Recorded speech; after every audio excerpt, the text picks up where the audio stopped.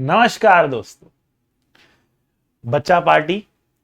हम लोग पढ़ रहे थे एससीवी के सॉल्यूशंस और इस सीरीज में सबसे पहले चैप्टर हमने उठाया था chapter 29 electric field and potential. Objective 1 हम लोग कर चुके थे और बैक एक्सरसाइज के क्वेश्चन नंबर 1 से लेकर 75 तक हम सारे कर चुके थे। आज बारी है ऑब्जेक्टिव 2 करने की, तो ऑब्जेक्टिव 2 करते हैं start. Before starting that I would like to tell something about objective 2। Objective 2 जो है ये हाईली कंसेप्चुअल होते हैं और बहुत केयरफुली करने होते हैं बिकॉज ये मल्टीपल करेक्ट होते हैं। कहीं पर भी थोड़ी सी भी सावधानी हटी तो दुर्घटना घट जाएगी। ट्रक के पीछे लिखा था ना, सावधानी हटी और दुर्घटना घटी, तो वही बात यहां पर भी है, ठीक है ना, कि सावधानी हटी और दुर्घटना घटी। इन क्वेश्चंस को अगर आप मेरे साथ कर रहे हैं तो मेरा सुझाव यह होगा कि जब क्वेश्चन आपके सामने आता है तो आप पहले उसका आंसर खुद से करिए, ठीक है, और फिर देखिए कि जो मैं आंसर दे रहा हूं वो मैच कर रहा है कि नहीं कर रहा है। तब आपको आपकी गलतियां मालूम पड़ेंगी। तो बेटा मैं क्वेश्चन कराता जाऊंगा, क्वेश्चन आपके सामने आएगा, आप उसको पॉज करेंगे, पॉज करके अपना आंसर कमेंट बॉक्स में फटाफट मेंशन करेंगे, सर मेरा पहले क्वेश्चन का आंसर ये आ रहा। फिर दोबारा से वीडियो को ऑन करेंगे, देखेंगे कि मैंने क्या आंसर बताया है, कंपेयर करेंगे और सोचेंगे मैंने क्या गलत सोचा। तो फिर वापस जाएंगे और अपनी कमेंट को एडिट करेंगे, एडिट करके ये लिखेंगे सर मैंने ये गलत सोचा था या फिर मैं ये नहीं सोच पाया था। अगर आप ये प्रोसेस करते हैं तो आप समझ जाएंगे पढ़ने का सही तरीका, मतलब आप एनालिसिस करना सीख जाएंगे, अपनी गलतियों को ढूंढना सीख जाएंगे। एक बारी आप अपनी गलतियों को ढूंढ लेंगे तो आपको मालूम पड़ जाएगा कि भैया इस तरीके से मैं अपनी गलतियां देख रहा हूं और ये गलतियां मुझको रिपीट नहीं करनी है। गलत रास्ते अपने बंद करते जाएंगे, सही रास्ते पर अपने आप चले जाएंगे। तो without any further ado let us start objective number 2। तो पहला क्वेश्चन जो है बेटा आपके सामने आ गया। पहला क्वेश्चन आपको कह रहा है कि देखो भैया, mark out the correct option, सही ऑप्शंस को टिक करना है। क्या ऑप्शंस है? तो total charge of the universe is constant, पूरे ब्रह्मांड का टोटल चार्ज क्या है? कांस्टेंट है, ठीक है। Option number B, the total positive charge of the universe is constant, कि पूरे ब्रह्मांड का पॉजिटिव चार्ज कांस्टेंट है। तीसरा ऑप्शन क्या है? Total negative charge of the universe is constant, केवल नेगेटिव चार्ज जो है वो कांस्टेंट है। और चौथा ऑप्शन है total number of charge particles in the universe is constant. तो पहला ही क्वेश्चन जो है इसका एकदम बोल्ड कर देने वाला है, क्योंकि बहुत जगह पर ये जो स्टेटमेंट है बहुत गलत तरीके से दी जाती है, जिसका खंडन एससी वर्मा अपने पहले ही क्वेश्चन में यहां पर करने की कोशिश कर रहा, ठीक है। एससी वर्मा सर और बुक का नाम है कॉन्सेप्ट्स ऑफ फिजिक्स, ठीक है ना। तो एक्चुअली जो सर है, एससी वर्मा सर है ना, अब वो एक ह्यूमन तो रहे नहीं है, वो तो एक बुक ही बन गए हैं। लोग उनको उस बुक से जानते हैं।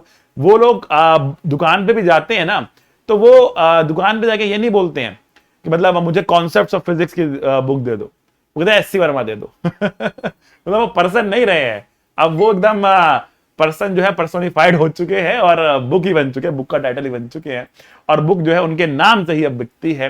कॉन्सेप्ट्स ऑफ फिजिक्स नहीं पूछता है कोई, क्या पूछते हैं? एससी वर्मा को पूछते हैं, एससी वर्मा ही दे दो भैया हमको, ठीक है। तो दुकानदार चला रहा हूं अभी अंदर, जैसे एससी वर्मा अंदर ही बैठे हो, ठीक है। एक सेकंड जरा मैं अपना ये साइलेंट में डाल दूं वरना ये बजता ही रहेगा। अब ठीक है, ठीक है बच्चों। तो अब देखो, मैंने कहा कि गलत पढ़ाया जाता है। गलत क्या? आपको कई बार ये स्टेटमेंट दे दी जाती है कि टोटल चार्ज या फिर charge can never be created nor be destroyed, charge is conserved. इस तरह की स्टेटमेंट शायद आप लोगों ने सुनी होंगी, शायद आप कॉपी खोल के देखेंगे तो अगर काफी जगह से आपने पढ़ा होगा तो शायद वो आपकी कॉपी भी लिखी हुई मिल जाएगी कि charge can not be created nor be destroyed, can not be created can not be destroyed, ठीक है ना। चार्ज इज कंजर्व्ड, इस तरह की स्टेटमेंट जो है वो आप लोगों ने सुनी होगी, ठीक है ना। बट वास्तविकता क्या है? वास्तविकता है कि charge can be created, charge can be destroyed, create भी हो सकता है, डिस्ट्रॉय भी हो सकता है, लेकिन total charge of an isolated system is conserved. तो सिद्धि आपकी आज की क्या रही बेटा? आज की सिद्धि क्या रही? आज की सिद्धि क्या है बेटा? क्या है आज की सिद्धि? तो आज की सिद्धि आपके सामने ये रही कि भैया देखो, charge can be created, charge can be created and can be destroyed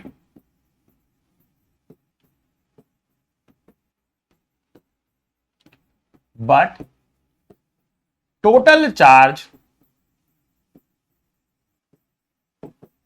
of an isolated system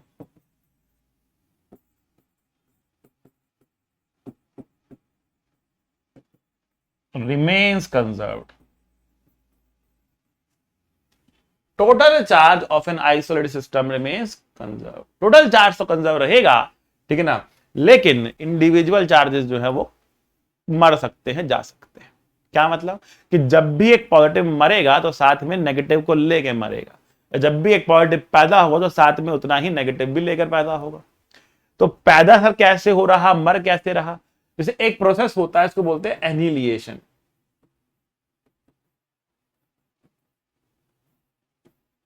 ठीक है, स्पेलिंग थोड़ी सी देख लेना, स्पेलिंग कमजोर है मेरी, ठीक है। एनहिलिएशन, शायद एच भी आता हो बीच में कहीं पर, एनहिलिएशन, शायद ये वाला एन एच बना देते हैं, एनहिलिएशन। ठीक है, तो एनहिलिएशन जो है ये क्या होता है? इसमें क्या होता है कि दो पार्टिकल्स होते हैं। एक तो पार्टिकल होता है, मान लिया एक इलेक्ट्रॉन ले लिया हमने, और दूसरा होता है उसका एंटी पार्टिकल, पॉजिट्रॉन ले लिया हमने। इलेक्ट्रॉन और पॉजिट्रॉन, पॉजिट्रॉन क्या होता है? इलेक्ट्रॉन का जुड़वा भाई, इवल ब्रदर, ठीक है ना। क्या मतलब है इसका? पॉजिट्रॉन का मतलब है इलेक्ट्रॉन का ही चार्ज होगा बट पॉजिटिव होगा, मास इलेक्ट्रॉन जितना ही होगा, एकदम आइडेंटिकल है, बस क्या डिफरेंस है, यहां पर नेगेटिव, यहां पर पॉजिटिव, और स्पिन का भी डिफरेंस होता है, बट अब मैं स्पिन में जाने वाला नहीं हूं, ठीक है ना। तो फिलहाल हम कह रहे हैं कि यहां पर है इलेक्ट्रॉन, यहां पर है पॉजिट्रॉन। अगर ये मिल गए, भिड़ गए, टकरा गए तो क्या होगा? ये निस्तो नाबूद हो जाएंगे, और क्या बचेगा? केवल और केवल एनर्जी बचेगी। मास गायब, चार्ज न्यूट्रलाइज, खत्म, गया, फिनिश। मास ही नहीं है, चार्ज कहां टिकेगा? अरे मैटर की प्रॉपर्टी है ना चार्ज, मैटर तो होना चाहिए, मैटर ही खत्म हो गया तो भैया चार्ज कहां टिकेगा? चार्ज तो रहेगा नहीं। आई बस समझ में? तो यहां पर क्या हो रहा है? यहां पर हम कह रहे हैं कि चार्ज भी गया, मास भी गया, क्या बचा? एनर्जी बची। चार्ज भी गयो, मास भी गयो, के बचो? एनर्जी ही एनर्जी बचो, गामा रेडिएशन की फॉर्म में। तो बताओ क्या चार्ज कंजर्व है? पहले तो हमारे पास दो ठो चार्ज पार्टिकल थे, ये भी चार्ज पार्टिकल, ये भी चार्ज पार्टिकल, मिला कुछ भी नहीं बचा। तो क्या ऑप्शन नंबर डी को अगर आप देखें, ऑप्शन नंबर डी को देखें तो गलत हो गया ना, ये total number of charge particle conserve ही नहीं है। चेंज, यहां पर दो चार्ज पार्टिकल, यहां पर जीरो चार्ज पार्टिकल, ठीक है। टोटल नेगेटिव चार्ज भी कांस्टेंट नहीं है, नेगेटिव तो मर गया, यहां पर खाई नहीं, यहां पर एक नेगेटिव है, यहां पर जीरो नेगेटिव है। पॉजिटिव चार्ज भी नहीं है, यहां पर एक है, यहां पर जीरो है। बट अगर आप इसको देखो टोटल चार्ज को, टोटल चार्ज पहले भी जीरो था, टोटल चार्ज अभी भी जीरो है। टोटल चार्ज पहले भी जीरो था और टोटल चार्ज अभी भी जीरो है।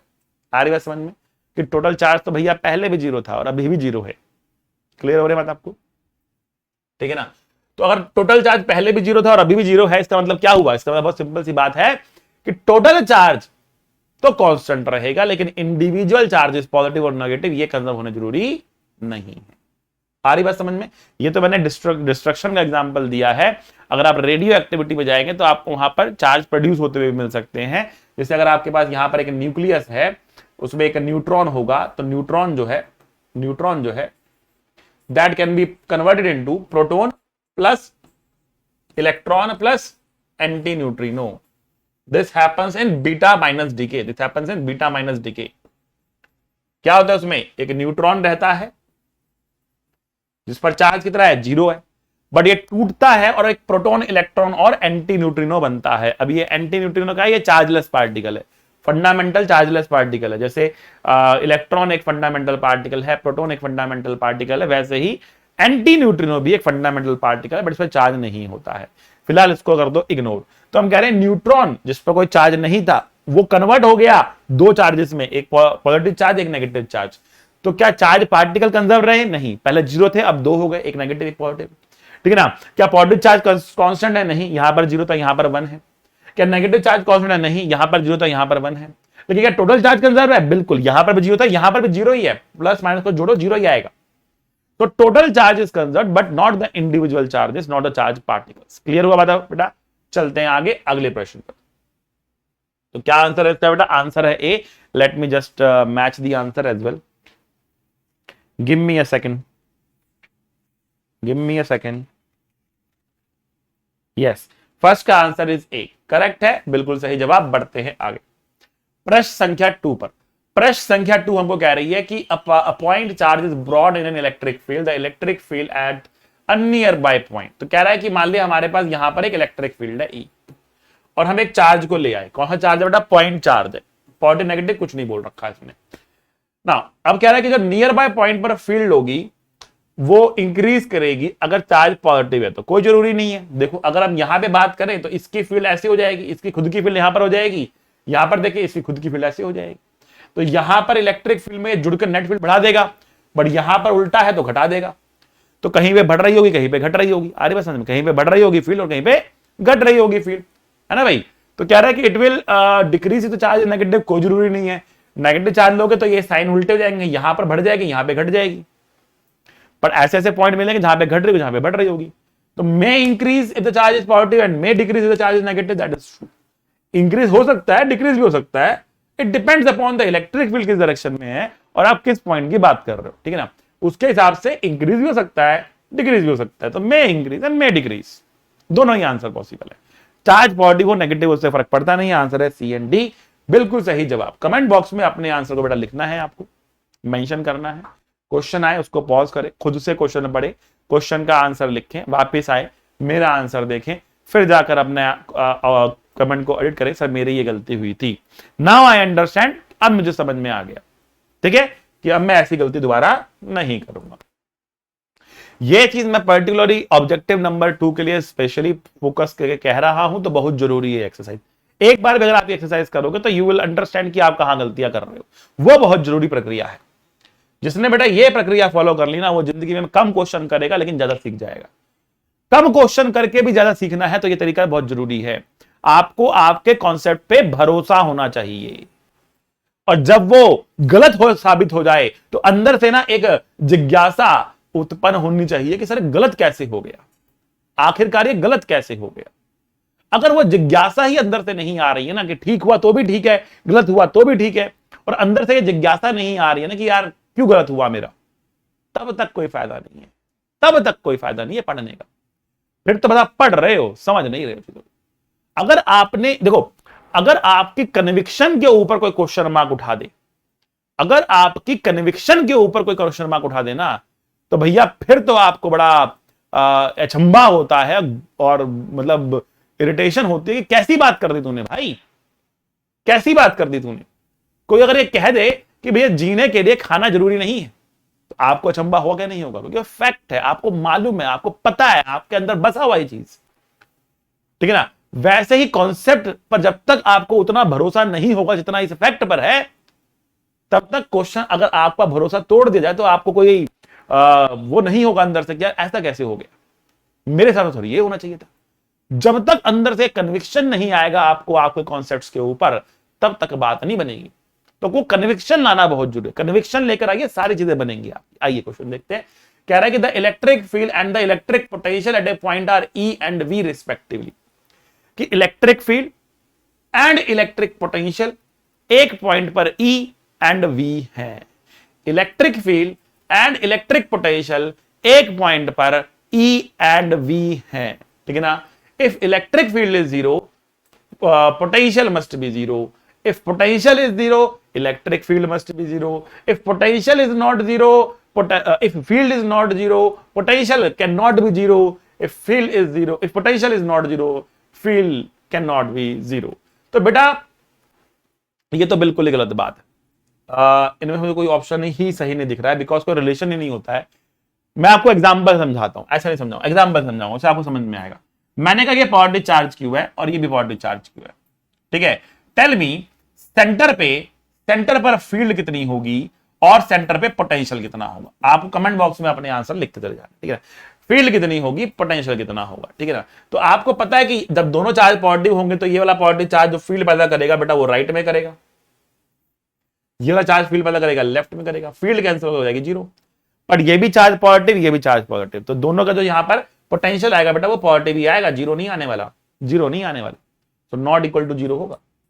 मैं एग्जैक्ट वैल्यू नहीं निकाल रहा हूं, उसकी जरूरत नहीं है मुझे, ठीक है ना, केवल इतना दिखा रहा हूं कि दोनों में से कोई भी नेगेटिव चार्ज नहीं है, तो दोनों में से कोई भी नेगेटिव पोटेंशियल पैदा नहीं करेगा, दोनों का पोटेंशियल ही पॉजिटिव होगा, जुड़कर ये नेट पोटेंशियल आपको positive that is not equal to zero दे देगा। अब देखते हैं दूसरा केस। मैंने कहा ये चार्ज भी नेगेटिव है, ये चार्ज भी नेगेटिव है, ये भी आपके पास माइनस क्यू है, ये भी आपके पास माइनस क्यू है। सेंटर की वापस से बात करते हैं। अगर सेंटर की हम बात करते हैं या एक काम करते हैं, एक को पॉजिटिव और एक को नेगेटिव लेते हैं, क्योंकि लाइक चार्जेस तो हो गए ना आपका। तो हम कह रहे हैं सेंटर की अगर बात करते हैं तो देखो बेटा, यहां पर सेंटर पर जो ये नेगेटिव चार्ज है वो फील्ड लेफ्ट में क्रिएट करेगा अपनी तरफ, और पॉजिटिव चार्ज जो है वो अपने से दूर जाते हुए फील्ड क्रिएट करेगा इस तरीके से। तो दोनों की फील्ड लेफ्ट में आ रही, तो फील्ड तो बेटा यहां पर क्या होगी, नॉन जीरो हो जाएगी, दोनों की फील्ड जुड़ जाएगी। अगर पोटेंशियल की बात करें तो इसका पोटेंशियल पॉजिटिव, इसका पोटेंशियल नेगेटिव, चार्जेस बराबर है, दूरी बराबर है, एक का पॉजिटिव एक का नेगेटिव मिला कितना आएगा, जीरो पोटेंशियल आ जाएगा। तो कहने का मतलब क्या हुआ, जब फील्ड जीरो है तो क्या पोटेंशियल का जीरो होना जरूरी है, कोई जरूरी नहीं है। देख लिया हमने एग्जांपल, कोई जरूरी नहीं है, तो गलत हो गया। अगर पोटेंशियल जीरो है तो क्या फील्ड का जीरो होना जरूरी है, कोई जरूरी नहीं है, देख लिया आपने।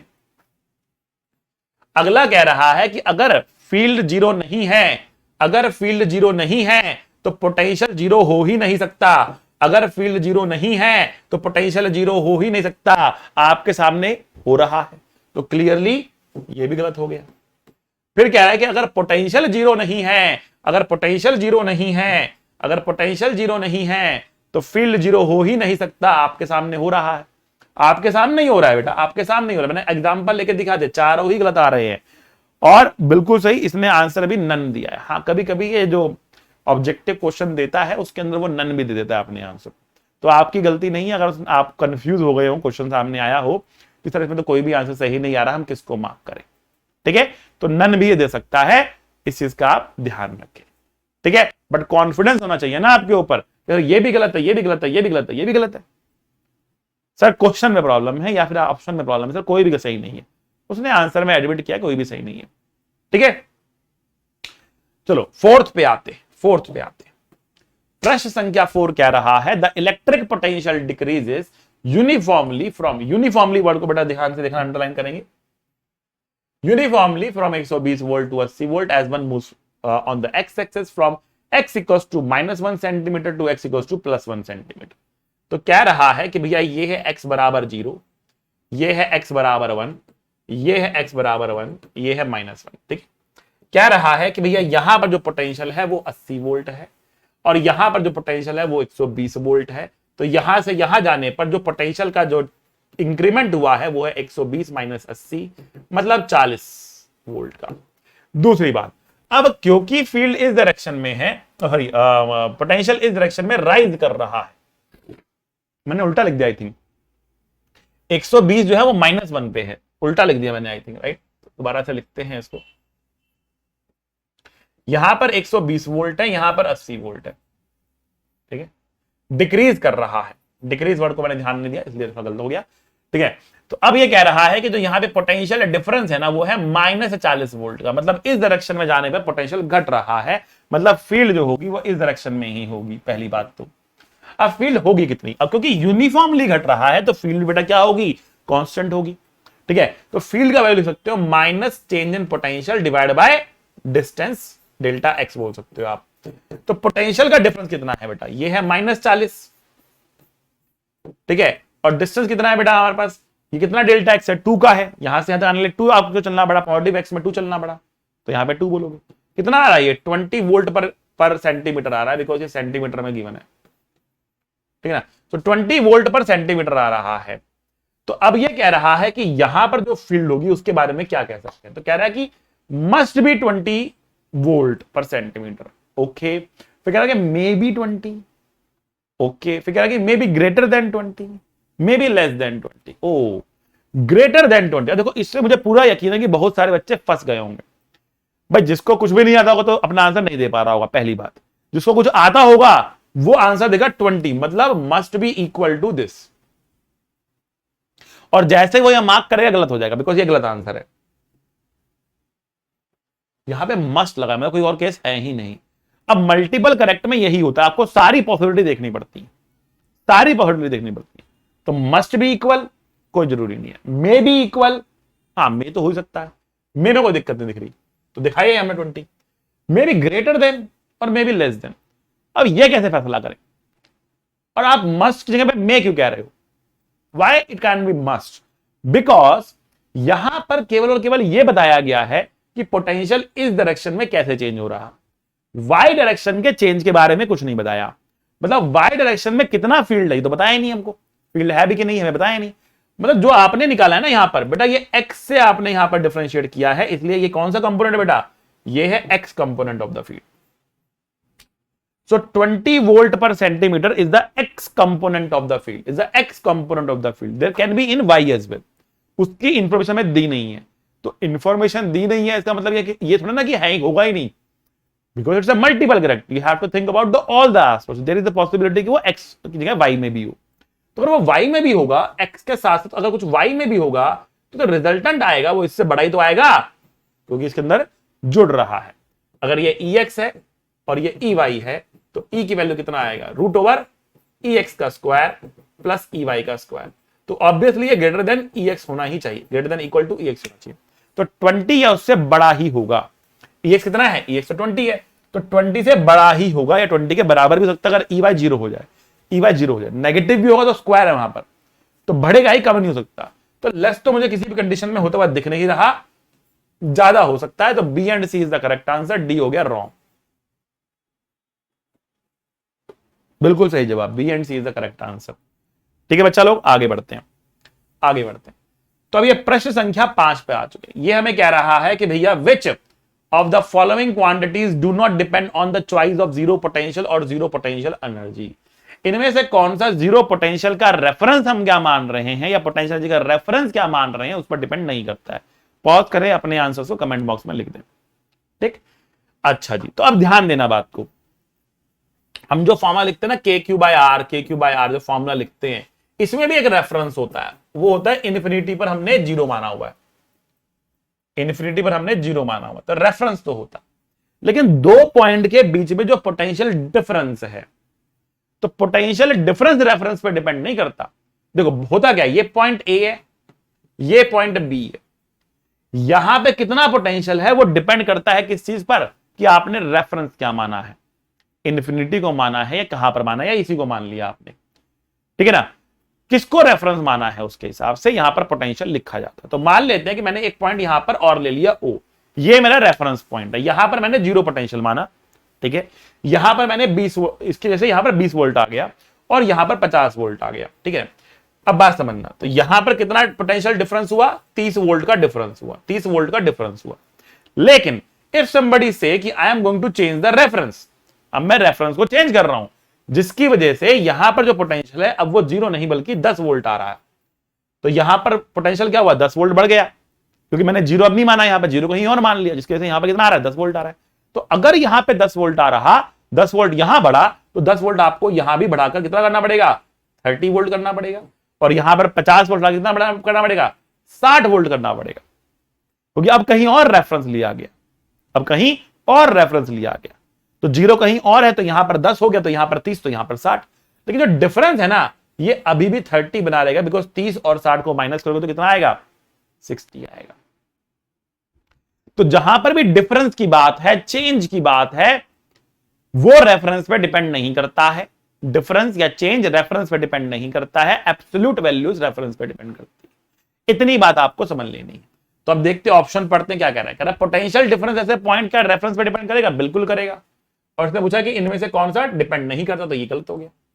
पोटेंशियल डिफरेंस बिटवीन 2 पॉइंट्स, भैया ये तो डिपेंड नहीं करेगा, क्योंकि डिफरेंस पूछ रहा है, ये तो डिपेंड नहीं करेगा। Potential energy of a two charge system, ये तो डिपेंड करेगी। चेंज, जहां पर चेंज बढ़ा गया, change in potential energy of two charge system, ये डिपेंड नहीं करेगा। तो the correct answer is B and D. जहां पर चेंज या डिफरेंस बोला जा रहा है वो डिपेंड नहीं करता है, एब्सोल्यूट वैल्यूज डिपेंड करती है। Clear? The correct answer is B and D. बिल्कुल सही जवाब, बिल्कुल सही जवाब। आगे बढ़ते हैं, आगे बढ़ते हैं। तो अब यहां पे कह रहे हैं कि electric dipole is placed in an electric field generated by a point charge. एक इलेक्ट्रिक डाइपोल है जो कि इलेक्ट्रिक फील्ड में रखा गया है, generated by a point charge, एक पॉइंट चार्ज जो है उसको जनरेट कर रहा। The net electric force on the dipole must be 0। ठीक है, अब देखो, पहले अपने आंसर को बेटा अपना जो है कमेंट बॉक्स में लिख देना। ठीक है, फिर देखना आपका सही है गलत है, फिर देखना कि जो है आप कितना सही थे कितना गलत थे, कहां गलती करी आपने। कह रहा कि एक इलेक्ट्रिक डाइपोल है और एक पॉइंट चार्ज आपके पास, आपके पास पॉइंट चार्ज है।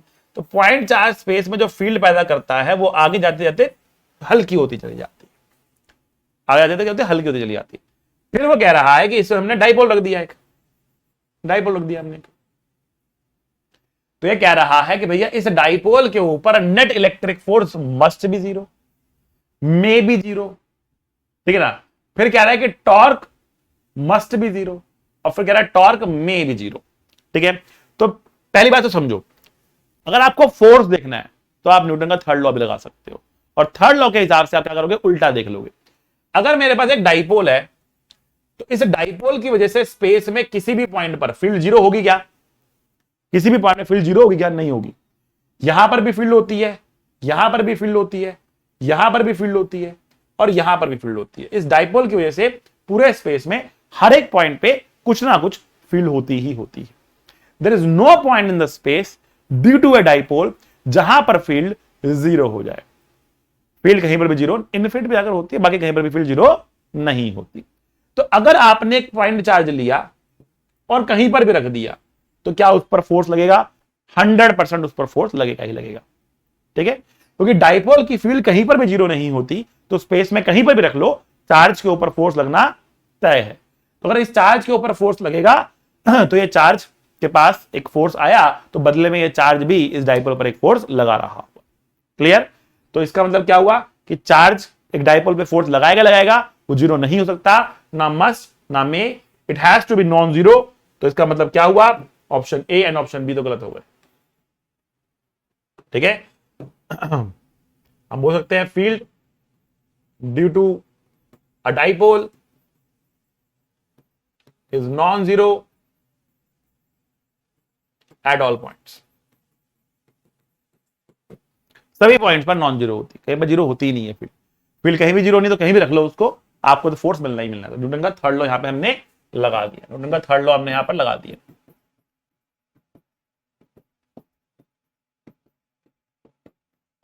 समझ गए? राइट। तो torque on the dipole due to the field must be 0। अब टॉर्क की बात पे आ गया ये।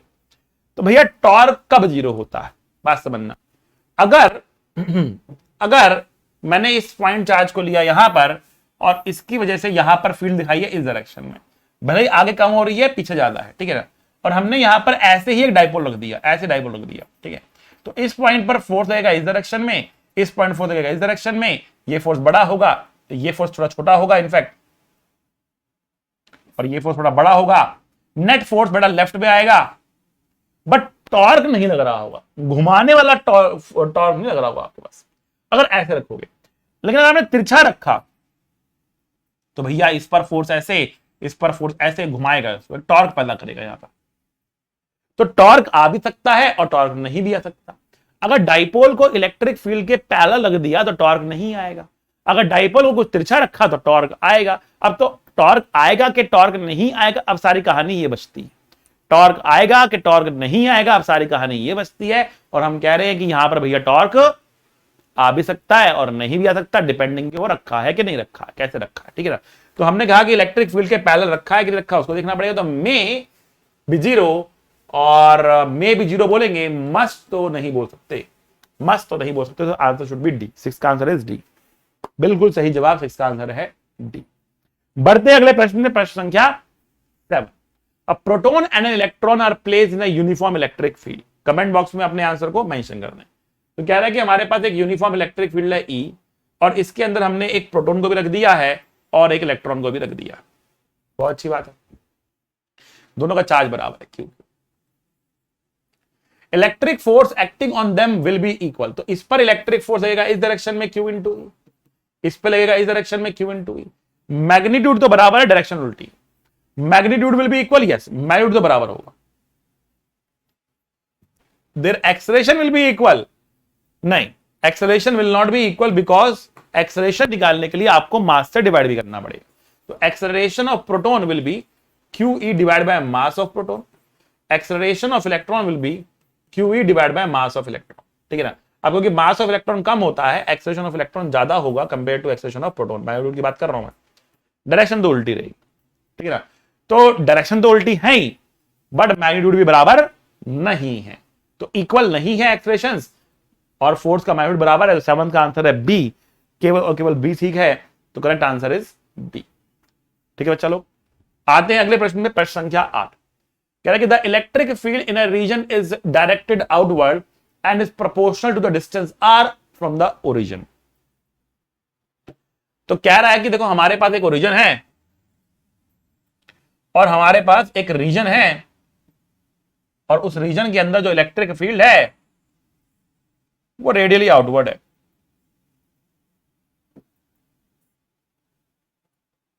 वो रेडियली आउटवर्ड, क्या मतलब है? मतलब यहां से फील्ड ऐसे बाहर निकल रही है इधर, यहां से फील्ड निकल रही है ऐसे बाहर इधर, यहां से निकल रही है ऐसे बाहर इधर, यहां से निकल रही है बाहर इधर, यहां से निकल रही है बाहर इधर, रेडियली आउटवर्ड है, बाहर निकलती है फील्ड। अंदर भी है, मतलब ऐसा नहीं कि अंदर नहीं होगी फील्ड, फील्ड अंदर भी होंगी।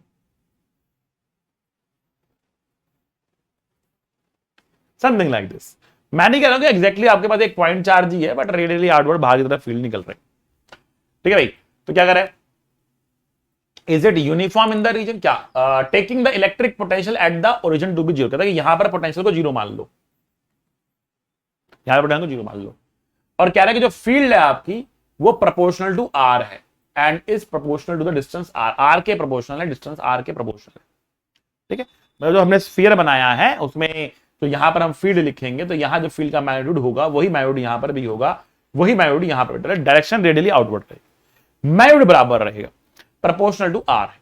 तो कह रहा है कि अब इस रीजन में जो पोटेंशियल है, the taking the potential at the origin to be zero, it is uniform in the reason.